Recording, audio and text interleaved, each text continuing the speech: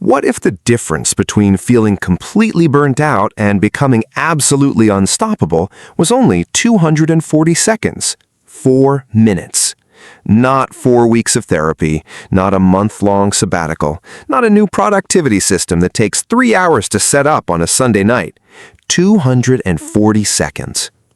Most people I've worked with, high performers, executives, athletes, parents running on fumes, they've stayed stuck inside that exhausted, grinding, foggy version of themselves for years. Not because they're weak, not because they lack discipline, but because nobody ever told them how to reset the system that was actually failing them. Today, that changes. I'm going to walk you through something I call the Extreme Resilience Protocol, a 4-minute physiological reset that does something willpower alone has never been able to do. And by the end of this, you're going to understand exactly why you've been fighting the wrong battle and how to win the right one in less time than it takes to brew a cup of coffee. Stay with me.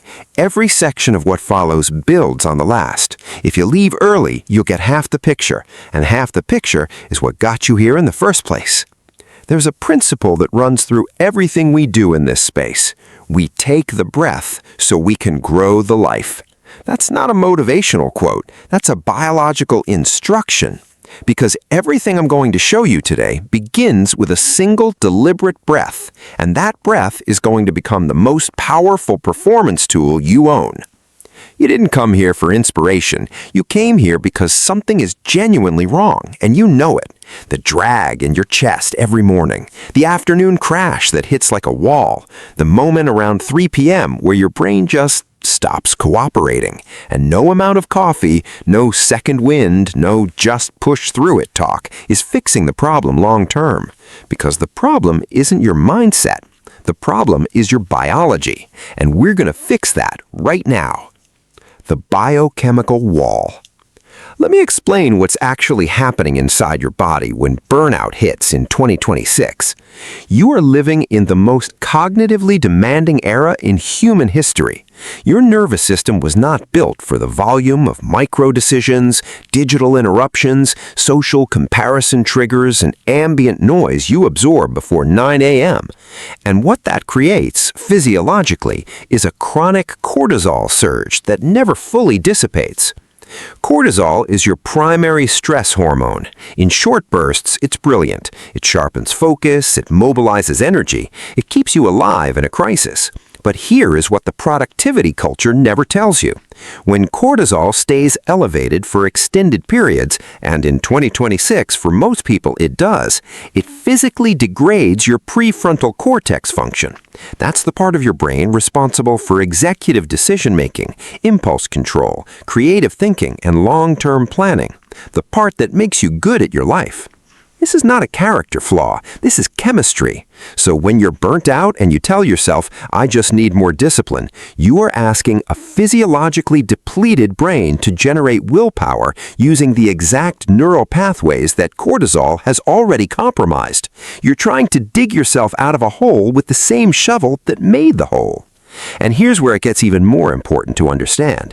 There's a neurological difference, a measurable one, between being lazy and being biologically depleted. Lazy is a choice. Biologically depleted is a state, and you cannot will yourself out of a state. You have to shift out of it. That's what the next 3 minutes are about. True resilience, the kind that holds up under real pressure, is not a mental push. It is a systemic reset. It is the deliberate act of changing what your nervous system is doing so your mind can show up at full capacity again. Think of it like rebooting a computer that's been running too many programs for too long. You don't need a new computer, you need a restart. And that restart has a very specific sequence. The physiology of the 4-minute window. Modern high-performance research, particularly from the fields of sports neuroscience and military cognitive resilience, has identified what's now being called the ultra-short recovery cycle. The premise is this: the human nervous system has a built-in recovery mechanism that can be deliberately activated in under 5 minutes, but almost nobody is using it correctly because it requires a specific sequence and a specific physiological trigger. Here's what the research shows. Your autonomic nervous system runs on two modes: sympathetic, which is your accelerator, your fight or flight state, and parasympathetic, which is your brake, your rest and rebuild state. Burnout is essentially your nervous system getting locked in sympathetic overdrive with no off-ramp. The critical discovery, the one that changes everything, is this. You can force a switch from sympathetic to parasympathetic activation in under 60 seconds using a specific breathing cadence. And once that switch engages, your entire recovery window compresses from hours down to minutes. The cadence is precise. It's not just breathe slowly. It's a structured respiratory pattern that directly stimulates the vagus nerve, the longest cranial nerve in your body, running from your brainstem all the way to your gut.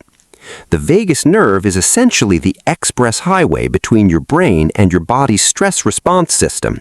When you stimulate it correctly, it sends an immediate signal to your heart to slow down, to your adrenal glands to stop flooding cortisol, and to your prefrontal cortex to come back online. Here's the specific cadence.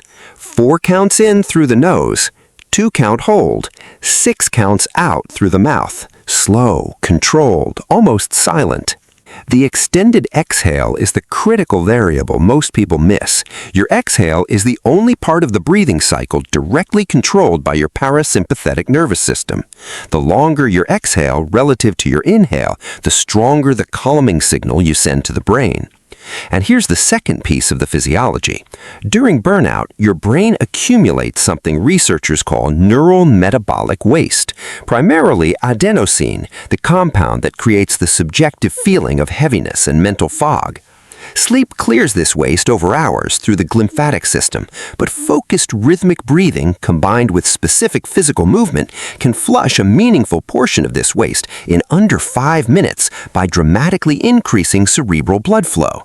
This is why the protocol isn't just breathing. Breathing is the ignition, but the full reset needs one more element: the protocol execution. All right, here is the full 4-minute sequence. I want you to do this with me right now if you can, or bookmark this moment and come back to it the first time you hit that wall today. Minute 1, the breathing reset. Wherever you are, plant your feet flat on the floor. Uncross your arms. Sit or stand tall, spine long. This posture alone increases lung capacity by approximately 30%. Now, 4 counts in through the nose, 2 count hold, 6 counts out through the mouth. Slow, controlled, almost silent. You do this for 60 seconds, which is roughly 4 to 5 full breath cycles. Don't count the cycles, just keep the ratio. In for 4, hold for 2, out for 6. We take the breath so we can grow the life. That line isn't just philosophy.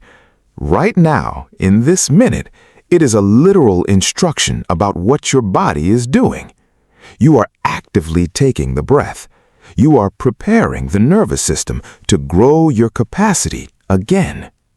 Minute 2, sensory grounding. This is where the protocol separates itself from basic breathing exercises.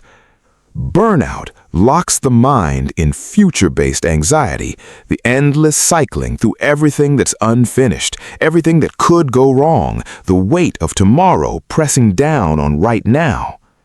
This minute is designed to physically pull your attention into the present moment, because your nervous system can only fully recover in the present. Here's the technique. Without moving your head, identify 5 things you can see. Name them silently and specifically. Not a chair, but a black office chair with a cracked left armrest. Specificity forces your brain into observation mode, which competes directly with rumination. Then, press both feet firmly into the floor. Notice the pressure, the texture, the temperature. Follow that awareness up through your calves, your thighs. This is called somatic anchoring, using physical sensation to interrupt the mental spiral. Minute 3, reoxygenation movement. Stand up if you aren't already.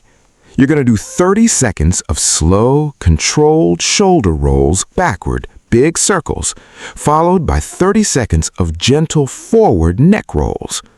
This isn't exercise. This is releasing the muscular compression that builds up around the trapezius and cervical spine during high-stress states, which directly restricts blood flow to the brain. The goal is cerebral circulation. More blood to the brain means faster clearance of that neurometabolic fog. Most people who try this report feeling noticeably sharper within 90 seconds of completing this movement, not because it's magic, but because they've just restored the blood supply their brain was being starved of. Minute 4. The cognitive anchor. This is the moment that locks the reset in place. Once your breathing has stabilized and your body is moving, you say, out loud if you can, or firmly in your own mind, your trigger phrase. Your trigger phrase is a short, declarative statement in the present tense that describes the version of yourself you're choosing to step into right now. Mine is, I am clear. I am ready. I begin. Yours can be anything, but it must be in the present tense, not future tense. Not, I will be focused, but I am focused. The brain responds differently to present tense identity statements than to aspirational ones. This is the difference between wishing and becoming. When you complete that phrase, you close your eyes for 10 seconds, breathe once more, long exhale, and open them. The reset is complete. Integration into high-stakes environments. Now, knowing a protocol and knowing when to deploy it are two completely different skills. So let me map this out for a real workday. Most people think burnout is something that happens at the end of the day. It's not. Burnout is a gradual cascade that typically begins accumulating before 10 a.m. and becomes critical sometime between 1 and 3 p.m., which means the most powerful moment to run this protocol is not when you're already exhausted.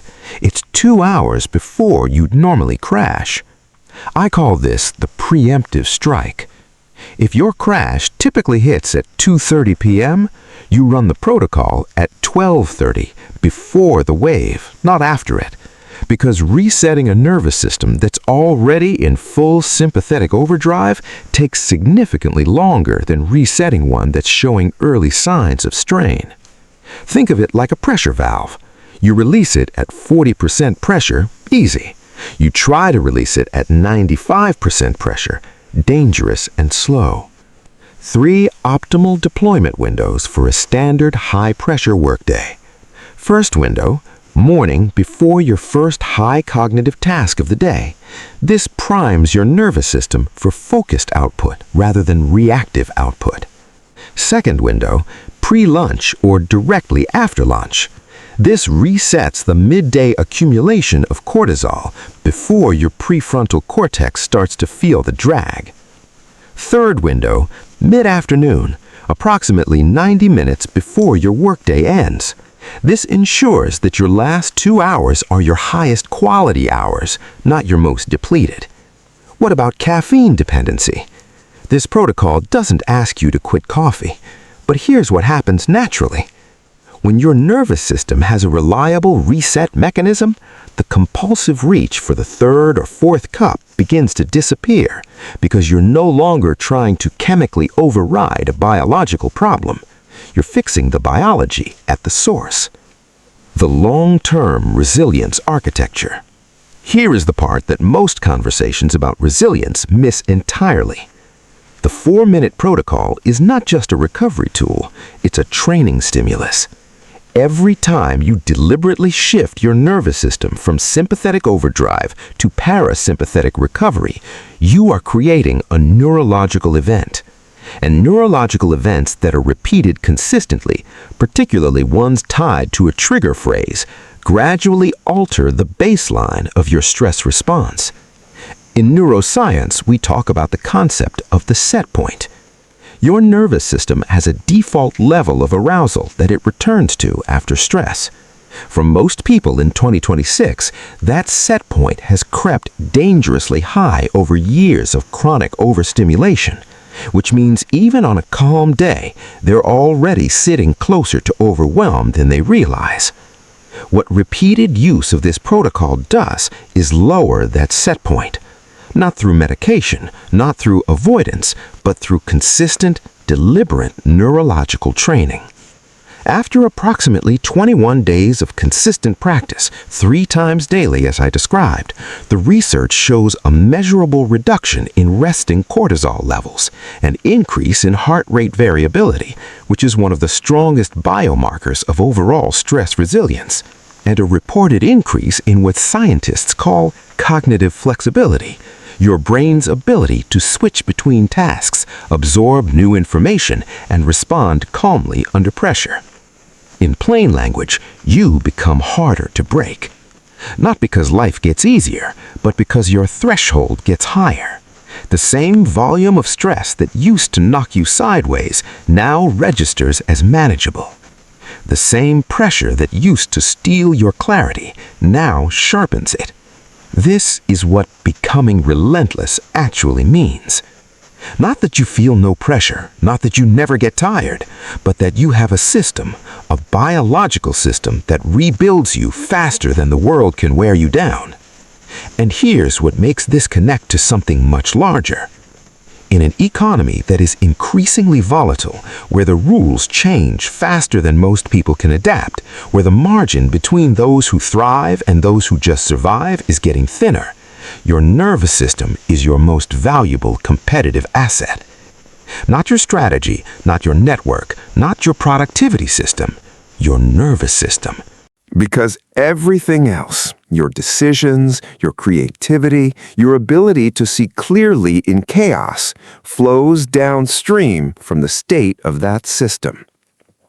So here's what I'm asking you to do. Not tomorrow, not next Monday, today. The 7-day Relentless Challenge. For the next 7 days, run this 4-minute protocol 3 times per day, morning, midday, and mid-afternoon. That's 12 minutes total, out of 1,440 minutes in your day. Keep a simple note on your phone. After each session, one word that describes your clarity level on a scale from foggy to sharp. After 7 days, look at those notes. Look at what shifted. Most people who do this honestly come back with the same thing.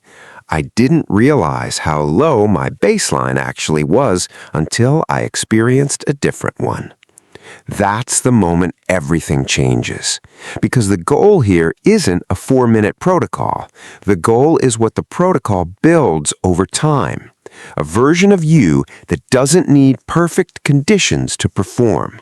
A version of you that can take any situation, any pressure, any chaos, and still find the eye of the storm. We take the breath so we can grow the life. That's not just this channel's creed. That's what every breath in this protocol is doing in real time inside your body. You are literally taking the breath, and with every repetition, you are growing the life you're trying to build. I'm Dr. Silas Kincaid. If this gave you something real today, share it with one person who's been running on empty. They need this more than they know. And if you want the next level, the full 30-day resilience architecture breakdown, it's coming. Subscribe and turn on the notification so you're first in the room when it drops. The most relentless people on this planet aren't the ones who feel no fatigue. They're the ones who know exactly how to get back up, faster than anyone watching them thought possible. Now you know how. Go do the work.